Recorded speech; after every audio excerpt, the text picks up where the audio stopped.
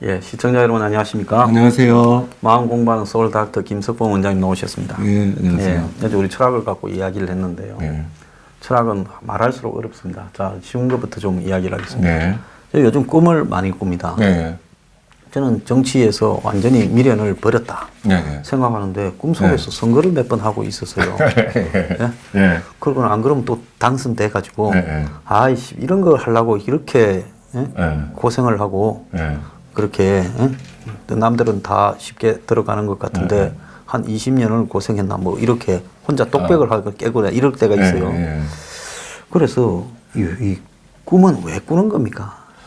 그게 이제 아직까지도 꿈을 왜 꾸는지 그건 정확하게는 모르는데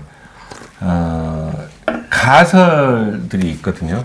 예. 그러니까 우리는 현실에서 벌어지는 자기 그 상황이 자기 뜻대로 안 되잖아요, 우리 현실은. 네.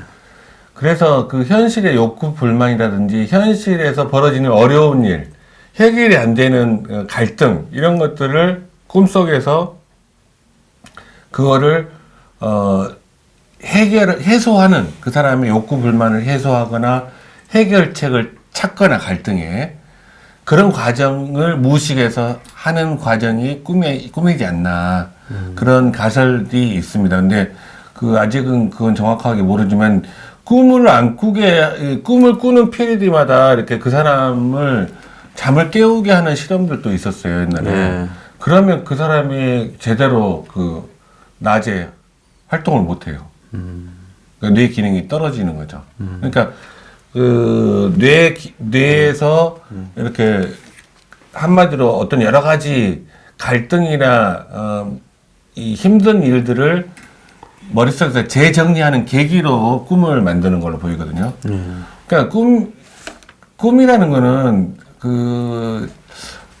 어떻게 보면 저는 그런 생각을 해요. 꿈이 실제로는 이제 프로이트는 무의식을 읽을 수 있는 도구라고 생각을 했지만 저는 무의식을 읽는 도구이면서 저는 어떤 생각을 하냐면 꿈이 우리가 세계를 어떻게 바라볼 수 있는가 하는 걸 보여주는 적나라한 실체다. 우리가 세상을 볼 때 우리는 모든 거를 뇌에서 재구성해서 본다고 제가 말씀드렸는데 근데 우리가 이제 깨어있을 때는 이거게 밖에 외부에 물건이 있지 않습니까? 예, 근데 외부에 물건이 있는데 뇌에서 재구성해서 보는데 꿈속에서는 그 물건마저도 뇌가 재구성하잖아요.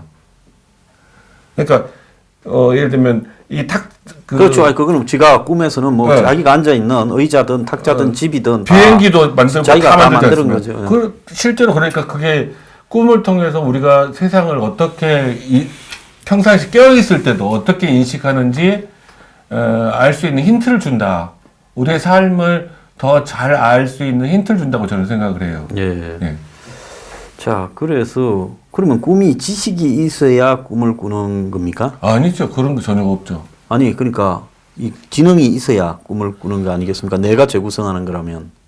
그렇죠. 그렇게 이야기할 수 그러면 있죠. 개나 돼지나 이런 동물들은 꿈을 꿈을 꿀까요, 안 꿀까요? 저는 꾼다고 보는데요. 꿀 거예요. 예. 꿈을 꿀 거고, 예. 그거는 그래야지 낮에 활동을 제대로 할 거예요. 아마 꿈의 그 역할들이 뇌의 피로물질 제거하는 효과도 있고 뭐 여러 가지가 있을 거예요. 예. 그러면 우리가 어떤 꿈은 이렇게 막 꿈을 깨고 나서도 네, 막 사실인가 어떨 때는 막 이게 사실인가 꿈을 깨고 네. 꿈인가 네. 이렇게 해서 막 정신을 한참 차리기 전까지 네.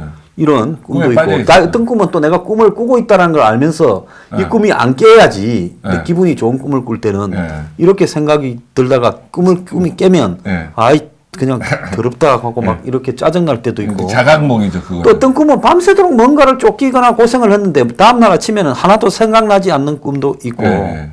이렇거든요. 원래 이제 모든 꿈은 모든 사람이 1시간 반 간격으로 거의 한 편씩 꿈을 꾸고 있다고 생각하면 됩니다. 그러니까 하루에 최소한 4번 이상의 꿈을 꾸는데 이제 꿈 내용이 그 본인이 받아들이기 힘든 그런 내용일 때는 꿈을 깨버리죠. 자다가 깨버리기 때문에 그 순간에 일어나게 되면 그 꿈에 대해서 선명하게 보통 기억을 하고 굉장히 의미가 있는 예지몽, 미래를 내다보는 예지몽 같은 경우도 선명하죠, 보통.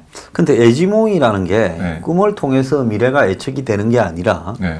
평소에 내가 미래에 대해서 어떻게 될까를 골몰하게 생각하고 있다 보니까 네, 네. 그것이 꿈에서 나타나서 그렇게 이제 자기가 생각하는 어떤 방향을 네. 이렇게 미리 한번 꾸어보는 네. 그럴 수도 그렇게 있겠죠. 되고 그러다가 맞으면 이제 그게 예지몽이 된다 근데 이런 거 이제 아니겠습니까? 그럴 수도 있고 거기에 이제 예지몽도 칼 융은 예지몽을 어떻게 동시성의 원리랑 같은 걸로 생각을 했거든요. 칼 융은 자기가 꿈을 꿨는데 그 다음날 누가 죽을지를 알았어요. 이제 예지몽을 많이 꿨다고 그래요. 네. 칼 융은. 그러니까 그래서 그런 꿈도 동시성의 원리. 내 마음속에서 머릿속에서 벌어지는 일이 현실과 관계를 인과적인 관계는 없지만 이런 연결고리가 있다. 그런 이야기를 하는 거죠. 그러니까 황 소장님 이야기하시는 어떤 상황이 골몰해서 그럴 수도 있고, 예를 들면 어떤 걱정을 굉장히 많이 하면 그 걱정하는 것들이 꿈에 나타날 수도 있습니다. 걱정을 많이 하면요. 네. 그래서 지금 이제 황 소장님께서 조금 전에 요즘 국회의원 당선되는 꿈을 꾸셨다고 그러는데 그거는 저는 그렇게 생각이 드네요. 현실 정치가 너무나 마음에 안 들게 돌아가고 지금 대북 북미 협상 과정에 대한 불안 우려들도 많고 그러니까 내가 나가서 직접 국회의원이 돼서 이런 문제들을 설파하고 그랬으면 좋을 텐데라는 마음과 함께 현실 정치에 대한 불만 이런 것들이 꿈속에서 국회의원이 되는 걸로 나타나지 않았나 그런 생각이 듭니다. 영화 인셉션이 보면 남의 이렇게 꿈속에 들어가가 이렇게 생각을 이렇게 빼내는 이런 걸 다룬 영화지 않습니까? 보셨습니까? 그걸 보고 어떻게 보셨습니까? 자각몽이라는 거는 실제로 훈련을 하면 누구든지 자각몽을 꿀 수 있다고 그래요. 그 꿈속에 상황도 자기가 의지로 바꿀 수가 있고 건물도 바꿀 수가 있고 그러니까 마치 신이 된 것처럼 모든 걸 자기 뜻대로 다 할 수 있는 거죠. 근데 이제 앞으로는 지금 현재는 아직 그런 기술은 안 나왔지만 조만간 꿈을 기록하는 레코더가 나올 수가 있다고 그래요. 꿈을 기록하는요? 꿈을 기록할 수 있게 되면 이제 꿈을 또 조작할 수 있는 것도 나오겠죠. 그러면 이제 내가 오늘은 행복한 이런 꿈을 꿔야 되겠다 하고 이렇게 맞춰놓고 자면 그런 꿈을 꿔야 되는 거예요. 그럴 수도 있게 되는 상황이 올 수도 있어요. 우리가 살아있는 동안에. 근데 이게 꿈 때문에 몸에 피로를 느낀다라는 거는 어떤 그거는 이제 꿈을 계속 마음의 갈등이 심한 꿈들이 막 어수선하게 계속 반복되면서 전혀 잠을 못 잤다라는 느낌이 들 때가 있거든요. 그러니까 수면은 1단계에서 4단계까지 나뉘어지는데 3단계부터가 숙면으로 치는데 3단계로 올라가지 못하고 그냥 1단계, 2단계만 계속 왔다 갔다 해버리는 경우가 생기는데 보통은 이런 경우는 카페인 섭취가 많았거나 술을 마시고 많이 마시고 잔 경우에 그럴 수 있어요. 그런 경우가 흔합니다. 꿈도 이렇게 굉장히 피곤하다. 보통 일반 분들은 술을 마시면 잠을 잘 자지 않냐 그러는데 그렇지가 않고요. 알코올 자체가 수면 유도 효과는 있는데 숙면으로 못 올라가게 막아버려요. 3단계 이상으로 올라가는 수면의 질을 떨어뜨리거든요. 그러면 밤새 그냥 꿈속에서 시달리다가 깬 것처럼 느껴지는 거죠. 참 꿈의 세계라는 부분이 지금 과학이 이렇게 발달해도 꿈에 대해서 아직 완전히 이렇게 해부를 하는 부분이 없는 것 같아요. 그렇습니다. 그러니까 뇌의 한 구석에서 네. 뭔가가 이렇게 낮에 내가 의식을 하고 있을 때는 작동하지 않다가 네. 의식을 이제 끄고 잠이 드는 상황에서 네. 그것이 이제 따로 움직이면서 네. 여러 가지 이 그림들을 네. 상황 스토리 네. 모양들을 만들어내는 거다. 그게 그렇죠. 꿈이다. 이렇게 봐야 되는데 네. 그러니까 몸은 자되 네. 이 뇌는 자지 않는다. 그렇죠. 이 속에서 이제 꿈이라는 네. 형식으로 나오는데 네. 그것이 이제 자기 평소에 생각하던 어떤 이런 어떤 부분, 갈등 네. 이런 거하고 어떤 관련이 있냐. 네. 이제 이런 부분이 중요하겠죠. 그죠? 네. 예. 자, 우리가 이게 사람이 많이 하는 것 같아도 이 꿈조차도 제대로 알지 못하는 걸 보면 그렇죠. 예, 네. 사람이 아는 게 한계가 있다 이런 생각이 듭니다. 자, 그 지금 요즘 저는 좀 굉장히 모순을 느끼고 있어요. 네. 최순실 정유라 때 네. 굉장히 흥분하고 분노하지 않았습니까? 네. 그런데 지금 뭐 문정권에서 벌어지는 부분, 네. 뭐 이제 대부분 청와대 핵심이나 가족이나 이런 쪽에서 지금 말이 안 되는 어떤 행동을 하면서 네. 마치 그것이 최순실 사태가 생기기 직전하고 비슷해요. 네. 여기서 밀리거나 조금만 더 폭로가 되면 터진다. 이걸 막자. 네. 또 북한하고 한 건을 해서 이걸 막자. 겁을 줘서 막자. 네. 막 이렇게 몰아쳐서 이런 걸 폭로할 만한 한 놈들을 길을 죽이자. 이런 걸 하고 있는데 이 문 정권이 지금 자기들이 박 정권에 했던 말과 현재 하고 있는 것 사이에 엄청난 위선들이 등장하고 있거든요. 네. 대부분이 다 위선이고 거짓이죠. 그렇죠. 그런데 왜 여기는 보통 보면 사람이 위선을 한 사람한테 더 흥분하고 분노해야 되는 거 아닙니까? 그렇죠. 근데 왜 이렇게 하지 않는다? 그러면 우리가 현상에 대해서 이렇게 국민들 다수가 아는 거는 실체가 아니라 전부 남이 이끌고 남이 만들어낸 모양을 받아들여서 그렇게 흥분하고 이러는 겁니까? 그러니까 지금 그러면 어떤 사안을 전달하는 미디어 기능에서 장난을 치기 때문에 이런 일이 벌어지는 겁니까? 그 제일 중요한 거는 각 개인이 자기의 독립성을 유지하지를 못하고 그냥 외부의 진영 논리에 끌려다니고 외부의 진영 논리에 끌려다니지 않으려고 노력하는 사람들이 적다는 거죠. 그러니까 아주 극단적인 예가 바로 김어준 씨가 손석희 사건을 삼성이 만들어냈다. 삼성이 조작했다라는 그 가짜 음모설을 이야기했는데 이런 것들이 일반 국민들이 이런 것들이 먹혀 들어간다는 거죠. 이런 것들이요. 왜 먹혀 들어가느냐? 나는 착한 편, 문재인 편 이렇게 생각을 하는 거예요. 그런데 여기서 이제 중요한 거는 김어준이 그런 말을 했다라는 거를 실제로 김어준이 하는 뭐 팟캐스트나 이런 데서 본 사람보다 김어준의 말을 전달하는 언론을 보고 안 사람이 대부분이에요. 그렇죠. 실제 본 사람은 1000분의 1도 안 될지도 몰라요. 그렇죠, 그렇죠. 자, 그러면 우리가 이번에 설 연휴에 뭐 대부분 5일을 쉬셨어요. 네. 그러면 5일을 쉬는데 한국이 5일을 설 구정설이라고 쉰다고 네. 예를 들어서 일본에서 어떤 일이 없었던 게 아니고 네. 미국에서 안 생겼던 것도 아니고 네. 그쪽에 주식 시장이 안 돌아간 것도 아니고 그렇죠. 거기에서 대형 사건들이 안 생긴 것도 아니고 다 돌아가요. 네. 그런데 한국은 언론이 쉬어버리니까 네. 물론 신문은 뭐 한 이틀 정도 나왔지만은 제대로 뭐 그렇죠. 그냥 때우기식 보도였죠. 그러면 또 방송은 극소수만 나와서 뉴스 아주 형식적인 것만 전달하고 뉴스 기능이 확 줄어들어 버렸지 않습니까? 없거나. 그리고 인터넷 언론조차도 뭐 한 이틀 된 걸 그대로 올려놓고 업데이트를 안 해요. 그러면 우리가 아는 이 현실에 대한 뉴스라는 것이 결국은 진실이 아니라 언론이 있다 하면 있는 거고 없다 하면 없는 거고 나쁘다 하면 나쁜 거고 그렇게 좋다 하면 좋은 거고 그래서 우리는 어떤 진실을 지금 미국에서 어떤 벌어진 일을 한국에는 연휴기간이라서 그냥 보도가 나갈 매체가 없어서 보도를 안 하면 그 일은 우리는 없었던 일이잖아요. 그렇게 돼버리죠 지금.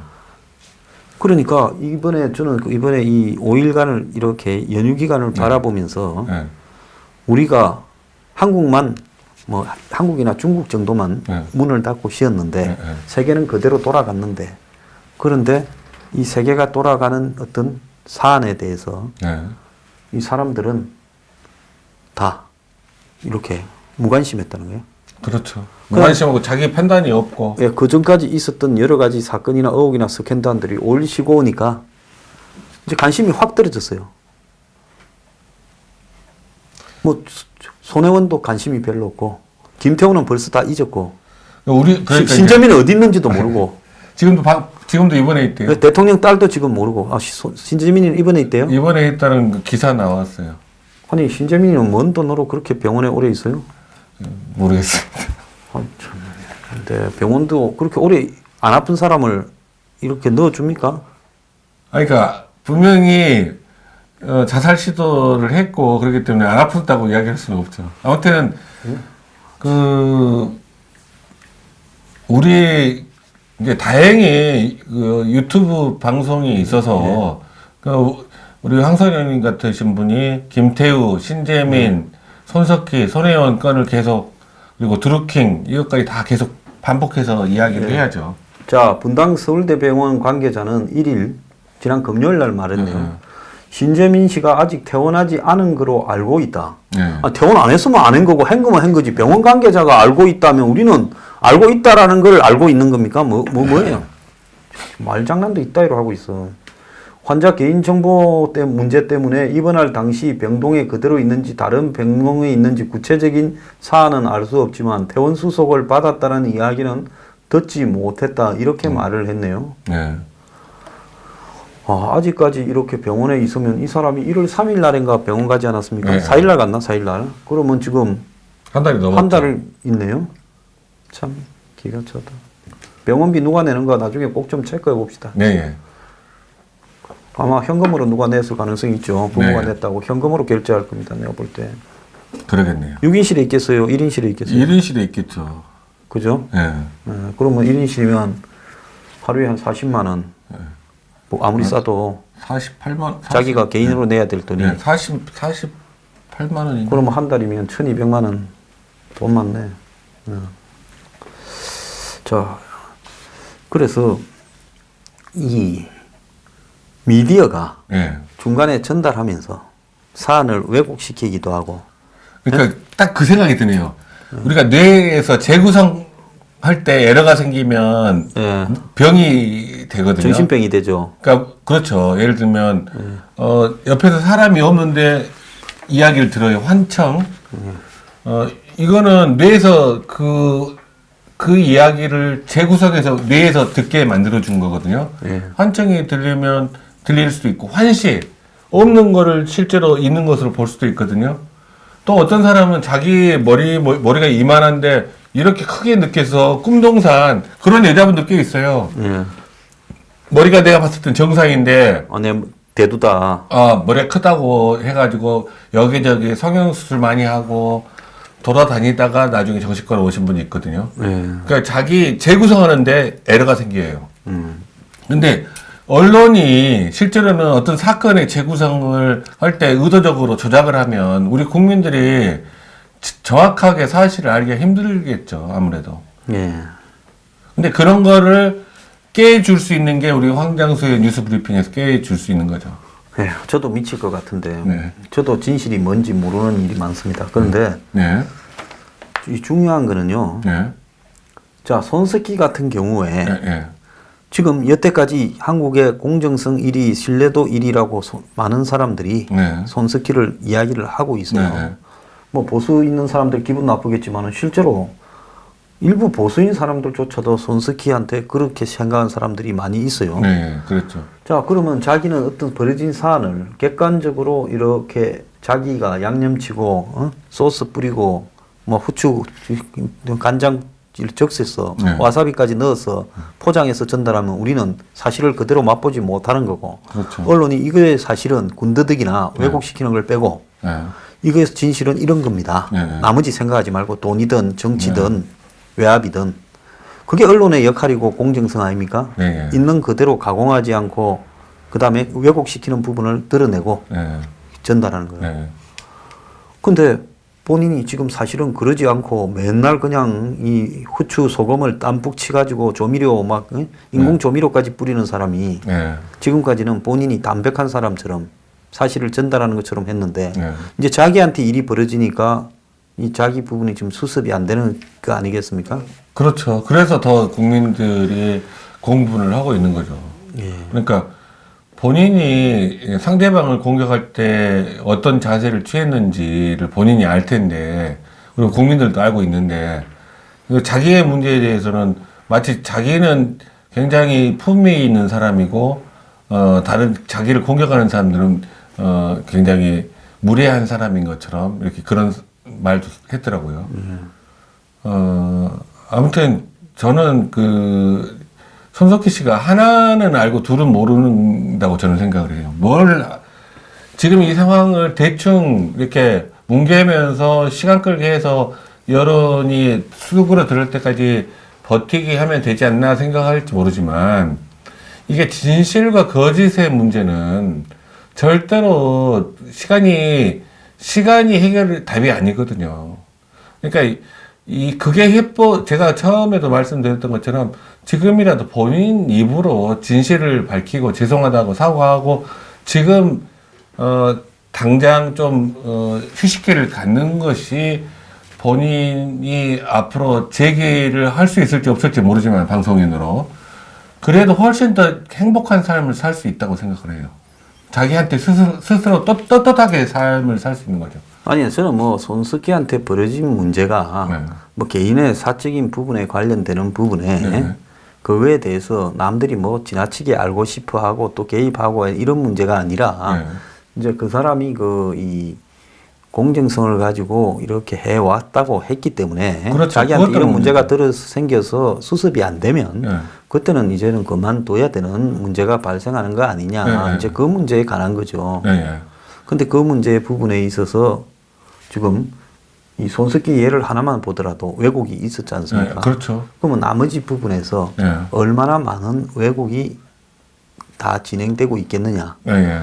그러면 저런 JTBC는 요즘 공중파보다 더 시청률이 높은데 그런데 네. 또 공중파도 보면 사실은 요즘 이게 공중파인가 싶을 정도로 왜곡된 보도들을 그렇죠. 하지 않습니까? 네. 종편들도 또 그렇고요. 네. 그렇습니다. 그렇다고 무슨 우리 보수에서 뭐 이런 벌어지고 있는 보도도 또 옳다고는 또 안 봅니다. 거기 네. 또 왜곡이 있고요. 네. 예를 들자면 제가 지금 뭐 주한미군 주둔 분담금 때문에 네. 모금을 한다라고 할 때 네. 그거 줄 방법도 없고 네. 그걸 왜 하느냐. 네. 근데 지금 뭐 또 문정권이 어차피 미국이 종전선언 평화협정으로 가면 저절로 미군 나갈 건데 네. 굳이 이걸 결렬시켜가지고 마치 쫓아내려고 한 것처럼 하는 걸 안 덮어쓰려고 네. 벌써 조용히 타결했다잖아요. 네. 1조 플러스 알파로. 네. 그러면 이제 모금한다는 사람들은 어떻게 해야 됩니까? 그러니까요. 예? 그거 한다라는 무슨 장성수호 모임 분들 중에 내가 뭐 연락 와서 우리가 이렇게 하니까 비판하지 말고 이해를 좀 해주라 해서 많이 그러면 잘해보세요. 막 이러고 말았는데 그분들은 이걸 갖다가 제일 큰 목표로 들고 썼다가 이제는 어떻게 갑니까? 그러니까 이런 부분도 정확하게 이 지금 안보의 위기의 실체와 거기에 대한 대응 부분에서 맥락을 잡지 못해서 이런 혼란이 벌어지는 거 아니겠습니까? 그렇죠. 좀 대책을 짧은 시각에서 보지 않고 좀 더 중장기적인 단기 목표도 있어야 되지만 중장기적인 시각에서 단기 목표를 세울 때가 더 정확할 수 있죠. 그래서 이제 언론들의 역할이라는 부분이 네. 뭐 네 편 내 편을 떠나서 아닌 건 아니다라고 할 수 있어야 된다고 보거든요. 네. 근데 지금 제가 지금 보수 관련해서 벌어지고 있는 일들을 보면 한국당의 대선 당권 후보로 네. 나온다라는 사람들이 지금 이해찬이가 모욕도 그런 모욕이 없거든요. 네. 감히 이 촛불 대통령한테 불복을 하느냐. 네. 또 당신들 이제 내가 엄중 경고한다. 뭐 이런 말까지도 다 썼거든요. 네. 자, 이런 말을 들었으면 이해찬 너 뭐야? 하면서 당 대표 하겠다는 사람이 여당 대표가 그 말을 했으면 다 한마디씩은 하고 싸워야 될 거 아닙니까? 그렇죠. 그렇게 해야죠. 한참 어리다라는 말을 듣고도 별로 싸우지를 않고 다들 슬슬 피해요. 뭐가 그래서 그래요? 그러면 저 사람들을 데리고 나와서 뭐 이렇게 중개하는 사람들도 왜 당신 그냥 있냐고 그걸 물어야 될 거 아닙니까? 그렇죠. 그걸 물어봐야죠. 왜 이럴까요, 이 사람들요? 저도 그거를 이해를 할 수가 없어요. 그러니까 홍준표 씨야 전번에 그 대법원 판결에 그 문제가 있었기 때문에 그럴 수 있는 측면이 그것도 끝났잖아요. 있겠지만, 아니 지금은 끝났는데 왜 그러시는지 모르겠어요. 이런 것도 무서운 사람들이 당 대표를 해서 이 포감무도한 네. 문 정권을 상대로 싸워서 이 정권을 끌어내리거나 퇴진시킬 수 있겠습니까? 답답하죠. 그러니까 우리 보수의 다수의 국민들은 그러니까 답답하죠. 저도 답답하고 여러 가지 현재 상황이. 그러니까 지금 북미 간의 협상이 어떻게 될지 그것도 굉장히 걱정스럽고. 정치인들이 저렇게 겁이 많으면 네. 그 사람들은 겁이 많은데 겁이 많으면 정치하면 안 되죠. 뭔 생각으로 저렇게 정치를 하겠다고 할까요? 겁이 많으면 정치하면 안 되죠. 왜냐하면 치열하게 싸워야 되는 직업이 정치 아닙니까? 예. 자기 자신의 소신, 옳고 그름을 가지고 치열하게 싸우는 게 정치거든요. 예전 같으면 다 그 목숨 걸고 싸워야 되는 거 아닙니까? 정치는 하다가 잘못되면 그냥 죽죠. 패가망신을 할 수도 있는 거죠. 네. 왜냐하면 정치하겠다는 사람 중에 무슨 도덕적으로 완벽하거나 모든 게 완벽한 사람은 없을 거라고 봐요. 네. 그렇지만 하다가 내가 상대를 공격했다가 또 상대가 나를 공격해서 내 약점이 드러나면 그땐 또 모든 걸 그만두고 나는 전사했다. 끝내야 되는 거예요. 그러니까 전쟁처럼 전쟁에서 나서는 똑같아요. 병사들은 언제든지 죽을 수가 있다라는 걸 생각하고 전쟁을 하잖아요. 네. 마찬가지로 정치도 언제든지 내 정치 생명은 끝날 수가 있다고 생각하고 정치를 해야 되는 거 아닙니까? 그게 올바른 정치인의 자세죠. 대충 그냥 이렇게 의원이라는 대접만 받고 있다가 그만둘 생각이면 절대로 정치를 한다고 나서면 안 되죠. 근데 최소한 이 당권 주자 이런 분들은 그 정치판이 어떻게 돌아가는지 뻔히 다 아시는 분들 아니에요. 그런 분들은 위에서 판을 보고 있기 때문에 자기가 어디에서 목숨을 걸어야 되는지 알고 있을 거라고 생각하는데 그 이해찬 씨 그렇게 함부로 이야기하면 거기에 대해서 그 보수 국민들이 시원하게라도 들을 수 있게 이야기를 해줘야죠. 자, 내 약점은 많고 재산도 많고 과거에 높은 자리를 해서 계속 더 높은 자리로 가고 싶고 그게 얼마나 좋은지 아니까. 그런데 싸우기는 싫고 그래서 저쪽이 힘이 빠질 때까지 적당히 있다가 저쪽이 힘이 빠지면 네. 내가 그때는 네. 마지막에 이제 툭 미는 역할만 하고 좋은 자리를 내가 가야 되겠다. 제가 이명박 전 대통령이 되는 걸 보고 이것이 정치하겠다는 사람한테 아주 안 좋은 영향력을 굉장히 많이 줬다고 생각해요. 왜? 그 사람 기업에서 살아오면서 했던 것은 정치인의 잣대로 갖다 봤을 때는 있을 수 없는 일들을 하면서 살았거든요. 그런데도 기업인으로서 영웅 신화처럼 만들어지고 라이프 스토리가 회자되고 드라마가 되고 드라마를 만들었죠. 그래가지고 돈도 많이 가진 채로 재산이 뭐 수백억인 채로 대통령까지 갔지 않았습니까? 모르겠습니다. 본인은 수십억이라 주장할지 모르겠지만은 다스가 자기 거라면 수천억이죠. 수조가 될 수도 있죠. 자, 그래서 저렇게도 얼렁뚱땅 머리 숙이고 크게 안 싸우다가 노무현 정권 때 보면 별로 안 싸웠어요. 한때는 뭐 들리는 소문은 노가 MB를 보고 출마해라. 무소속으로. 한국당 들어가지 마라. 뭐 탈당해서 무소속으로 출마해라. 그럼 내가 도와주겠다. 뭐 그런 이야기까지도 뭐 소문도 돌아다녔어요. 그러니까 그렇게 적당히 있다가 이제 마지막 순간에 이제 확 드러내고 나와가지고 한 1년 만에 바짝 밀어서 대통령이 됐거든요. 뭐 여론조사 그렇죠. 뭐 갖고. 그러니까 저렇게 쉽게 아주 얕게 조심조심 가서 이 노무현 정권이 무너져서 바로 이쪽에는 문제가 있든 없든 노무현만 반대하면 된다 해서 돼버린 거 아닙니까? 그렇죠. 그러니까 지금 그런 정세가 지금 한국당에 많이 번져 있는 것 같아요. 내가 볼 때 정치 근처에 가서는 안 될 사람들이 좀 있다고 저는 봅니다. 네.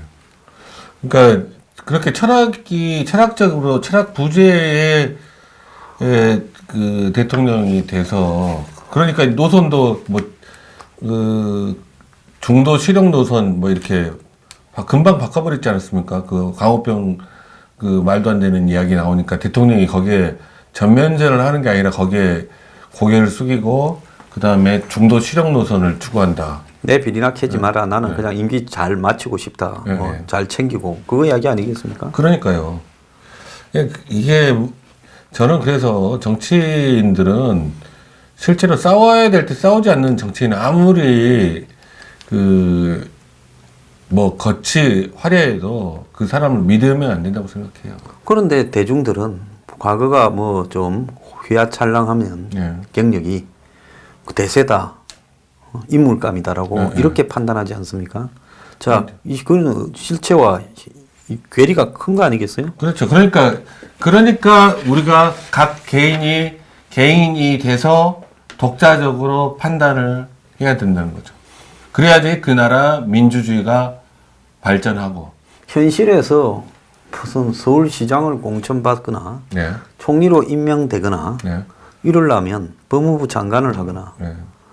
뭐 이러려면 솔직히 현실에서 어지간히 생존 능력이 탁월해야 그까지 올라가지 않습니까? 그렇죠. 근데 그 과정에서 벌어진 일들은 다 무관심하고 그 사람의 결과에 수단과 방법을 가리지 않은 결과에 네. 대해서는 그걸 경력이라고 인정을 하면서 거기에 쏠리지 않습니까? 그렇죠. 그러니까 이제 자, 이때 대중의 이런 그 경력 좋아하는 대중의 심리는 뭡니까?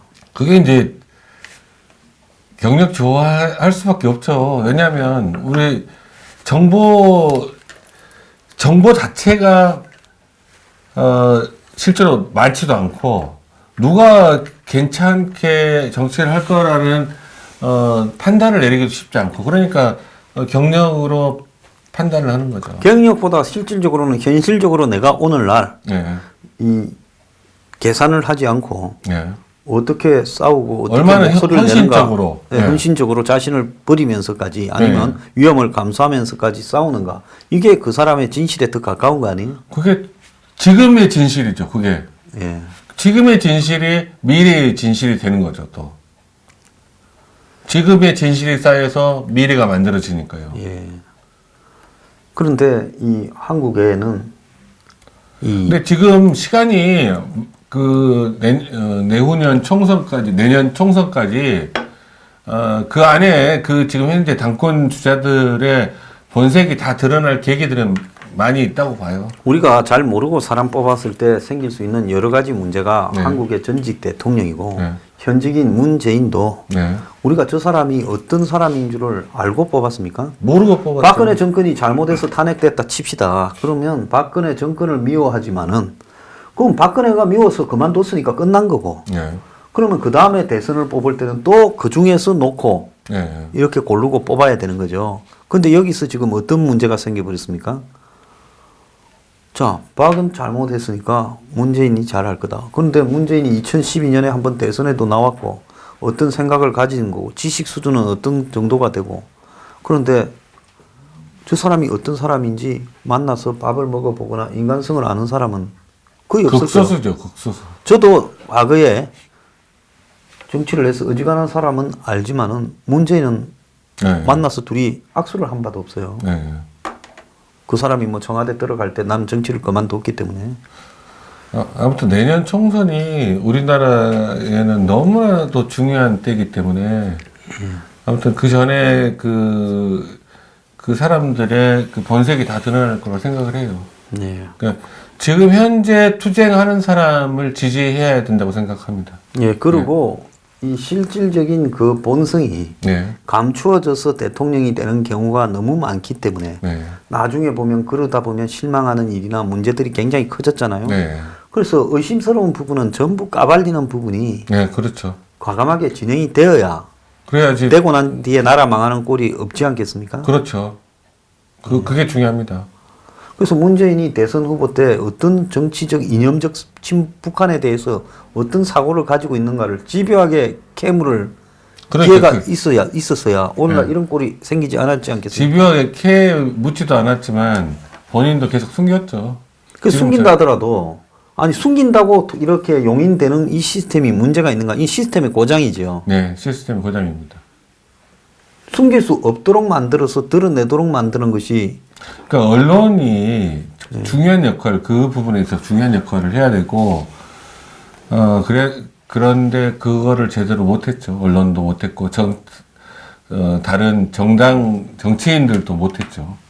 예.